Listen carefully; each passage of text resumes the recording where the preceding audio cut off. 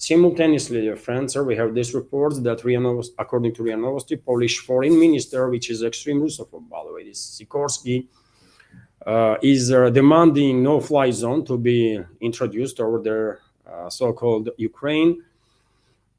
Polish Foreign Minister Radisław Sikorski, against the backdrop of a drone incident for which no evidence of their alleged Russian origin was provided.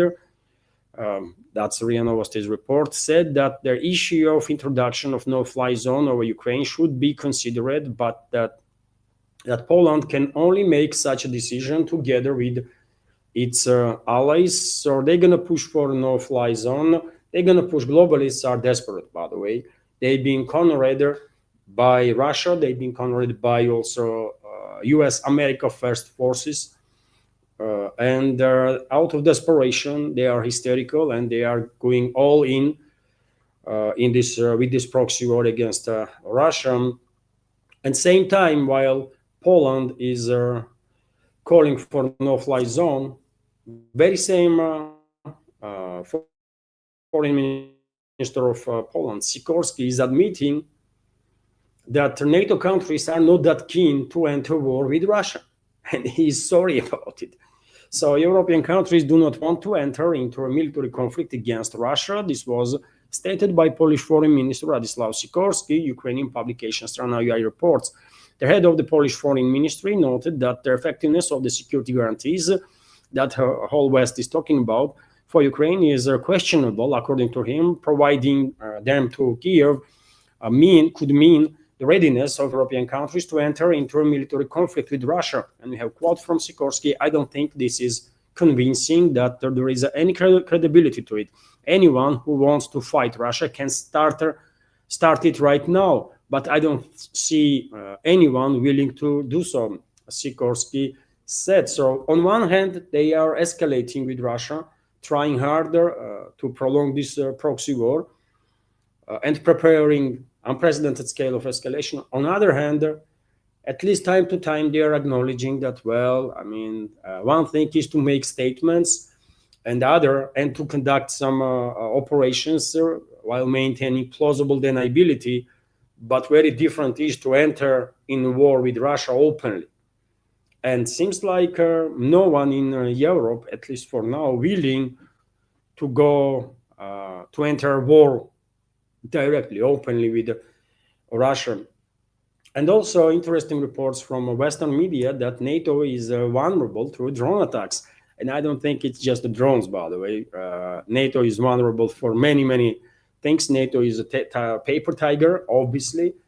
And as time goes by, more and more people worldwide will realize that. Is there an issue with sound? No. So European NATO members' vulnerability to large-scale drone attack was exposed by the recent incident in Poland allegedly involving Russian drones, according to the several media outlets, including Politico and Austria's Courier Daily.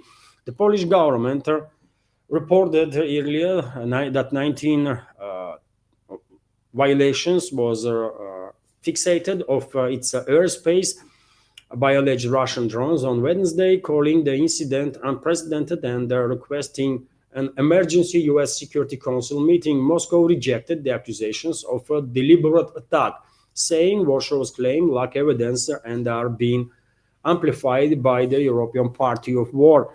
During the incident, NATO forces reportedly scrambled Dutch F-35 fighter jets along with their Italian surveillance plane and the German Patriot air defense systems to track and intercept the drones. Politico reported. Courier, on the other hand, said the drones costing just over $11,000 were shot down with their air-to-air missiles worth $400,000 each.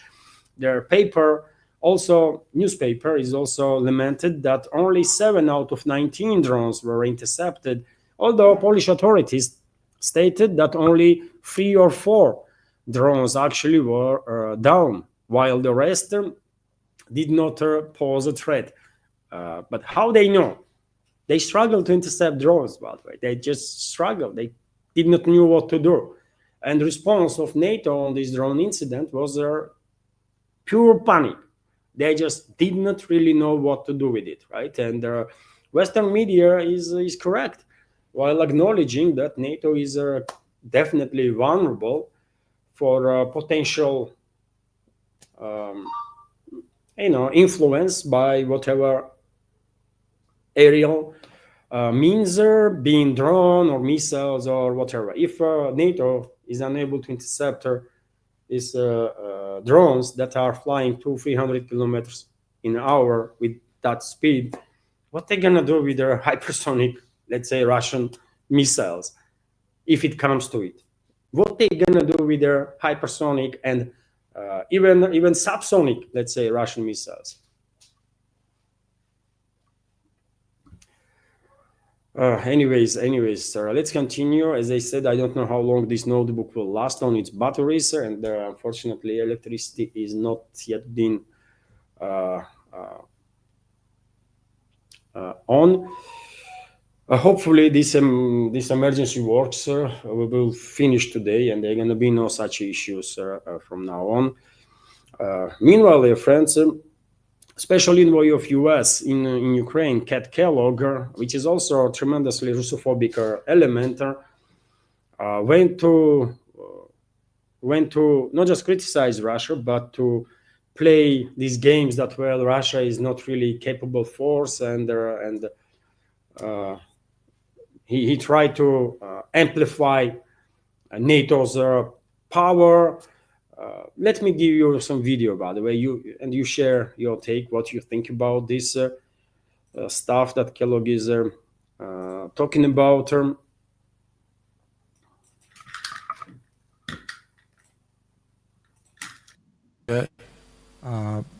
They talk a big game, but I don't think they're the.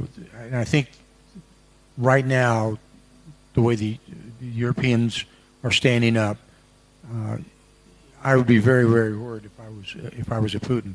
You know, just a comment. He sometimes rattles his nuclear trigger chain by saying, "Well, we're a nuclear power." I'd remind him, U.S. is too, but so's Britain, so's France, and I said, just throw it right back at him, and I think you're seeing that with the Europeans standing up right now. It's the Europeans' war because clearly, it seems like Kellogg is encouraging, maybe under orders of the Trump administration, he is clearly encouraging European states to go ahead with next phase of escalation. That's how I'm interpreting his statement there. Europeans' backyard, and they see it, but it's one of those where we had a discussion recently in the Oval where, it goes back to what I said earlier about. I'm sorry to the ladies in here, right? But they were talking about the primacy of the Russian military and how they were, pretty good. And I said to the people in the room, we'd kick their ass, and I mean by that is like. You see, this psycho thinks that they are in a position to talk like that. And whoever is actually informed about developments on the line of contact, about capabilities of the Russian armed forces, probably are laughing. And this kind of stance on the part of Western so-called elites is tremendously dangerous, because if they actually believe that they can achieve strategical defeat of Russia, then they will, of course, go ahead with the next phase of escalation, and they will think they can do it without consequences. This is tremendously dangerous. On one hand, it is laughable. Yes, I mean, one may say Kellogg has no fitting idea what's going on. But on the other hand, people like him, and there are a lot of them, isn't it, among Western elites, vast majority, they are tremendously dangerous, because being this misled, this ill-informed, means that they will actually go ahead with the next phase of escalation. And that is, I cannot explain how dangerous that is. Don't take their statements at face value. They're not as good as Putin says they are, and that I give great credit to the Ukrainian military, because they've taken them down a couple of notches, and so I don't think anybody. And these people, dear friends, don't understand that this war that West provoked is a civil war. That's how many of us see this war, right? And the Kiev regime forces put up good fight because they are Russians, and Russians know how to fight. NATO, it's a NATO war against Russia. NATO is sending money, NATO is sending weapons, and NATO is sacrificing best military they can come up with, which is Russians, by the way, that happen to live in this former Soviet Republic that was created by Bolsheviks, Ukraine. If anybody thinks that NATO troops, actual NATO troops, would do any better on the battlefield, I have Mount Everest to solve to that person. If NATO troops were deployed instead of Ukrainians that are Russians, right? Then this war could be finished a long time ago. Long time ago, by the way, because I'm quite sure NATO troops would not be able to sustain this conflict for this long. This is a civil war inside the Russian world. It's a Russian people, and I don't mean ethnically Russians necessarily, not just ethnically Russians, but Russians by mindset, Russians that, Russian speakers and people that see themselves as a part of a Russian world, right? Being Russian means not necessarily means you are ethnically Russian. We all understand that, isn't it? So this is a NATO's war against Russia. They're using their weapons, whatever they can, to bring in, and the best forces that potentially they could come up with, which is unfortunately brainwashed part of a Russian world, right? And if he thinks, well, if Ukrainians did give this good fight, then our troops can do better. No, man, your troops will, half of your troops will have a freaking heart attack in the first 24 hours if they will end up in this high-intensity conflict, because they have never, ever seen anything like that. And their NATO troops don't even have officers that have any experience of this high-intensity conflict. So what Kellogg is talking about here? Nobody should be afraid of the Russian military. It's a nuclear power. Check that block. I got that. But they don't have. I don't believe they've got the capacity that they had that they can march towards Berlin or anywhere else. This is dangerous, by the way. He's talking about a lot of crap there. We all understand that. But this attitude is tremendously dangerous. That is clearly dominating among Western elites. This is just too freaking dangerous, because this cycle is going to go ahead with next phase of escalation and trigger Russian retaliatory strikes. And when Russia retaliates, well, that's going to be something extraordinary. And clearly we all see, isn't it, that Moscow is trying to do whatever it takes to avoid this retaliation on hostiles. But I guess people like Kellogg and others that are dominating narratives in the West, they're gonna trigger Moscow one day to go ahead with the retaliation, and that's gonna be not just shocking, but that will be a great wake-up call for everybody in the West that still thinks that somehow they are superior to us just because they want to, or they've been told to. No, they are not superior to anybody. That's it. But this is extremely crazy. This is extremely crazy and dangerous what Kellogg is talking about there. Let me give you more news, dear friends. And well, former Russian president and current deputy chairman of the Security Council, Dmitry Medvedev, responded to all the latest developments, all the latest statements, claims from the West. And well, let me give you, dear friends, some details of response from Medvedev. I will read, if I may, his post. So there is several points in his statement. First, the entire Estonian Minister of Defense came to Kiev, threatening us. Well, now hold on. smaller the country, there are more careless and foolish their leaders are. Their powerful European initiative, Eastern Guard, and their Medvedev is ironic there, of course, also amused me. This seems to be all that remains of their coalition of willing.